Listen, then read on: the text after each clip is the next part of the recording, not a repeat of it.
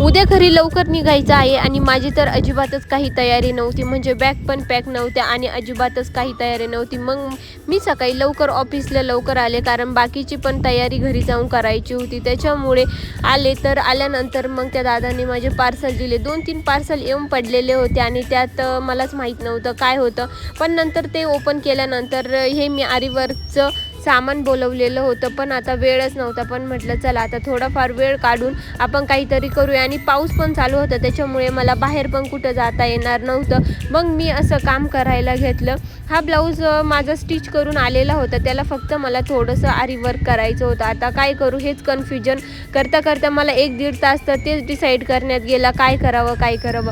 आणि हे trending blouse म्हणजे स्लीव्ज मी शिवल्या होत्या. आता मला तेच डिझाईन करायचं होतं. खूप साऱ्या लेस वगैरे सगळं मी सामान घेतलेलं होतं, फक्त आता स्टिच करायचं होतं. आणि ते पहिल्यांदा करता करता हे असं काहीतरी होऊन बसलं आणि मला तर म्हणजे काहीतरी नवलच झालेलं होतं. आज हाताला लागलं होतं, त्याच्यामुळे मला तर घरी काही स्वयंपाक बनवताच येणार नव्हता.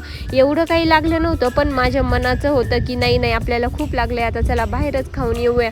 मग मी आणि माझ्या बहिणीने ठरवलं चला मस्त पिझ्झा, कोल्ड कॉफी किंवा चायनीज खाऊया. पहिले तर मी चायनीजचं ठरवलं, कारण मला चायनीज खूप दिवसापासून मी खाल्लं नव्हतं. इथं आलो, पण इथं होतं व्हेज आणि नॉनव्हेज, तर एकत्र तिने ठरवलं नाही इथं तर व्हेज नॉनव्हेज दोन्ही बनतं, त्याच्यामुळे मी काही इथं खाणार नाही. मग परत आम्ही पिझ्झा आणि कोल्ड कॉफी घेण्यासाठी गेलो. मस्त कोल्ड कॉफी आणि पिझ्झा एन्जॉय केला. खूप छान अशी कोल्ड कॉफी भेटते.